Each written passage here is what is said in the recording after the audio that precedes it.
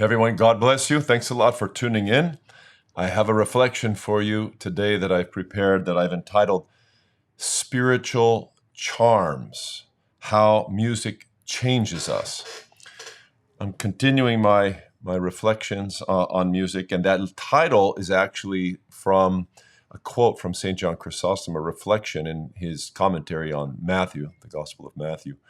He reflects on music there, and it uses this language, so I'm appropriating it in the title of my reflection. I'm holding today a very nice warm cup of coffee, and one of the great sounds that blesses my soul is coffee percolation in the morning, to pour it into my nice Patristic Nectar cup and have a sip. I'd like to start my reflection about how music changes us and functions as a spiritual charm by simply noting that God himself, the Almighty, is the author of the sounds of nature. Just think of the impact of nature on you and its sounds. Think of the ocean and the waves, water in general, running streams.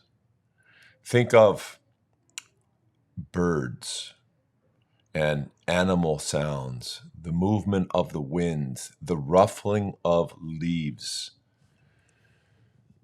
Nature sounds are exceedingly powerful and altering in their effects, no doubt. We thank God for them. Many people have harnessed the sounds of nature in our urban life. The majority of the world now is living this urban life, and it has so many liabilities, especially in our separation from nature and the basic rhythms that God has placed in nature, that many people are shackling the sounds of nature and using them as therapy in their life, putting nature's sounds on in their home, especially when they're trying to fall asleep so that they don't have to hear the cars going by and the sirens and those kinds of things. But they can hear the beautiful sounds of nature. I'll begin with a quote from St. John Chrysostom. The quote contains this reference to spiritual charms. I think you'll find it edifying. This is from his second homily in his commentary on Matthew. Inasmuch as this kind of pleasure is thoroughly innate to our mind, and lest demons introducing lascivious songs should overthrow everything, God established the Psalms so that singing might be a pleasure and a help to man. He's affirming that the Psalms were inspired and written to be sung, which, of course, I'm just noting we in the Orthodox tradition do in all of our services. The Psalms constitute the core prayer book of the Church and inspire all the liturgical services. They're at the heart of all the liturgical services. It's particularly not just the reading of Psalms, but the chanting of songs. God established the Psalms so that singing might be a pleasure and a help to man. From strange chants come harm and ruin, and many grievous matters. Those things in songs that are lascivious and vicious settle in parts of the mind, making it softer and weaker. From the spiritual psalms proceed much of value, much of holiness, which builds up the soul because the words purify the mind. The psalms are potent, and especially singing the psalms will change your life. For tell me, who of you stand here, if he were required, could repeat one psalm or any other portion of the divine scriptures? And it is not this only that is the grievous thing, but that while you are become so backward with respect to things spiritual, yet in regard of what belongs to Satan, you are more vehement than fire. Here's St. John exercising his pastoral commitment to telling the truth to his people. It's not a great word. I'm sure no one was thrilled to hear it, that they are more attuned to satanic songs than they are to the songs of the scriptures. But evidently he thought they needed to hear it. Thus, should anyone be minded to ask you songs of the devils and impure, effeminate melodies, he will find many that know these perfectly and repeat them with much pleasure. How things don't change much. Ask how many teenagers know the lyrics have the memorized lyrics of really horrible rap songs and hip-hop songs, which are degrading to the soul, versus how many could repeat the Psalter. certainly we must address that, and we must make sure we change that. Thus, should anyone be minded to ask you songs of the devils and impure effeminate melodies, he will find many that know these perfectly and repeat them with much pleasure. For this cause we have need continually of those sacred songs, which serve as charms from the Spirit. There you have it. Spiritual charms. This is the soul's food. Listen to how he describes sacred hymnody, sacred singing, beautiful words in song. The soul's food. This its ornament, this its security. Even as not to hear is famine and wasting. You know, besides charms of the soul food. What a great image. What then can be more wretched, when the very evil which God threatens in the way of punishment, this thou art drawing upon thine own head, of thine own accord, bringing into thy soul a sort of grievous famine, and making it the feeblest thing in the world? For it is nature both to be wasted and to be saved by words. We're either ruined or we're saved by words. Yea, this leads one to anger, and the same can lead again to meekness. A filthy expression can kindle lust, and it is trained to temperance by speech that is full of gravity. A word from the divine scriptures made to sound in the ear does more than fire soften the hardened soul and renders it fit for all good things. Woo! Listen to the great golden mouth's conception of the power of music and how it alters us. It can make us fit to love God and other people, or it can make us completely oblivious to spiritual things. I am fascinated by the science, the spiritual science of music. I read a book once, many years ago, which I've never been able to forget. It was written by a man named Alex Carpuso. I think it was published in the 70s. And it's on the science of music. The title of it is Music and Your Emotions, a practical guide to music selections associated with desired emotional responses. This text, which was an evaluation of the science of music and the effect of different kinds of music upon the human person, absolutely blew me away and gave me a tremendous appreciation for and respect for music.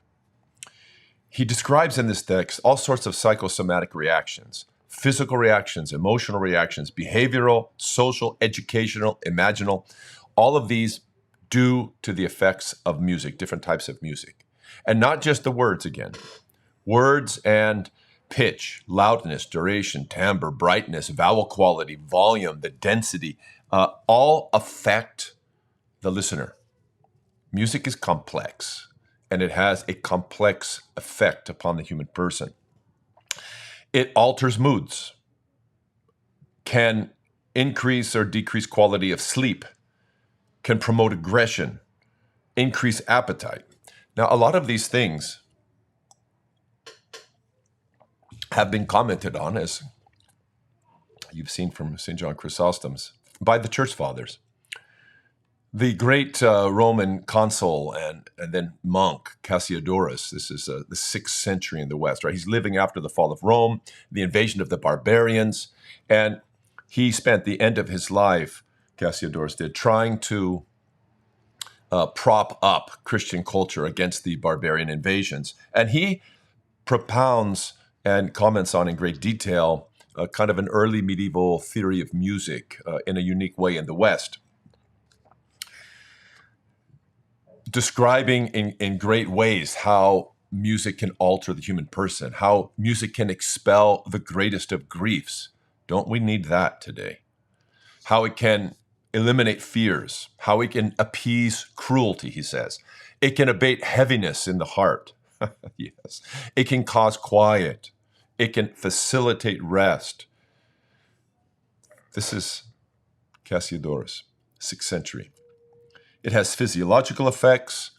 The research shows that it can improve eyesight, alter study, the quality of study and memory retention, elongate concentration, affect pulse and respiration, increase or decrease blood pressure, increase metabolism, affect the brain, and through the brain, the entire nervous system, affect your digestion, your secretions, your circulatory abilities, your nutrition, your respiration, all by music. It's dynamogenic.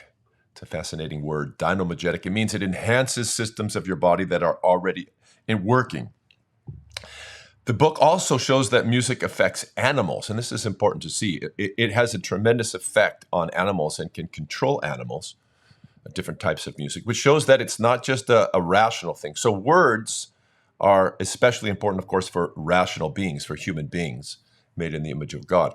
But also the sound itself has a tremendous impact on us, and that's shown through the research that's been done with animals, irrational or non-rational animals. The increase of volume, the text reads, the increase of volume of sound in modern life without adequate control of its character is one of the reasons of growing emotional instability in contemporary society. This is the affirmation of this text. And that text also points out, and I think this is particularly relevant, how music can be used as a cure to depression.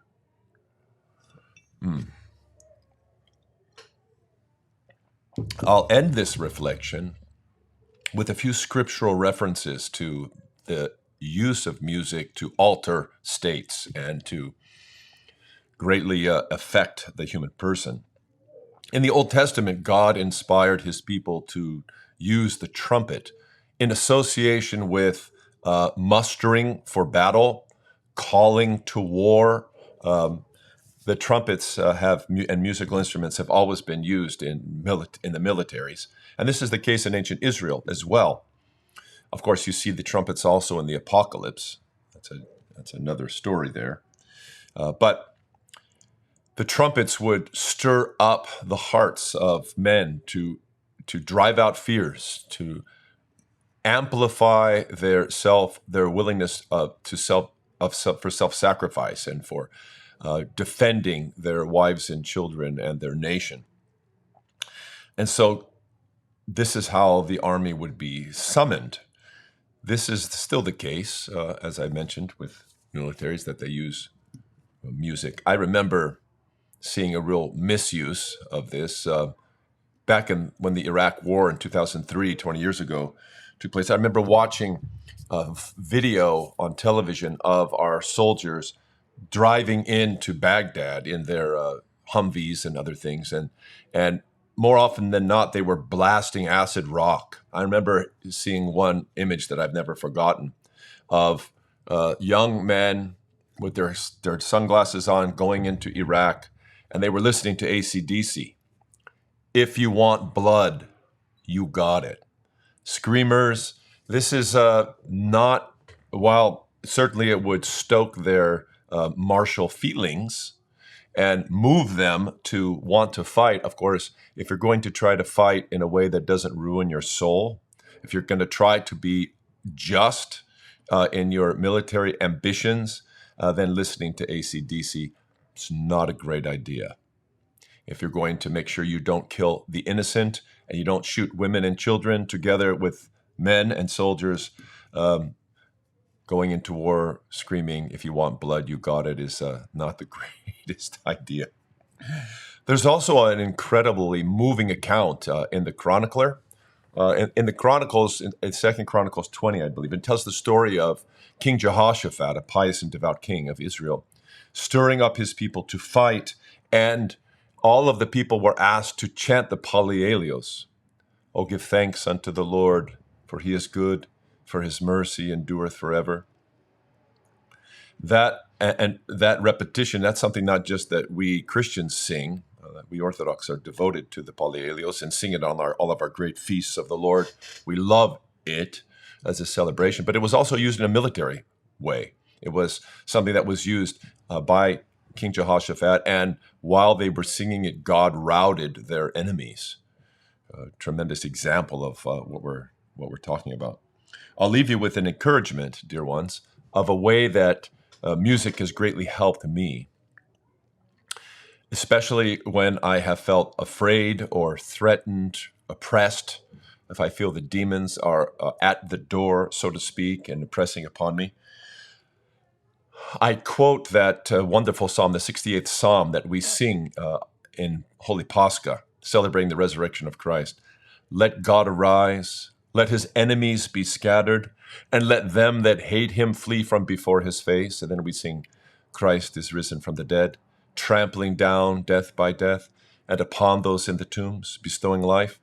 That is exceedingly powerful. That is sacred music that defeats devils and that emboldens the soul and protects the soul from demonic attack. Let God arise, let his enemies be scattered, and let them that hate him flee from before his face. Christ is risen from the dead, trampling down death by death, and upon those in the tombs bestowing life. As smoke vanishes, so let them vanish. As wax melts before the fire, Christ is risen from the dead. And the rest. Whew. I feel encouraged just saying it now, and I wasn't feeling particularly threatened. I leave that as an encouragement to you to use this magnificent hymn of the church, this sacred psalm, in the way that St. John Chrysostom encourages us to do so, and as the way that the church does through all the days of Holy Pascha. Music is powerful, truly food for the soul, and a spiritual charm from God, and it has incredible impact. Choose well, dear ones, what you listen to and sing. God be with you. Hey everyone, have you signed up yet for PNP's fall conference? It's going to be great. Every thought captive, cultivating the Christian mind. We're very pleased to be hosting two magnificent speakers.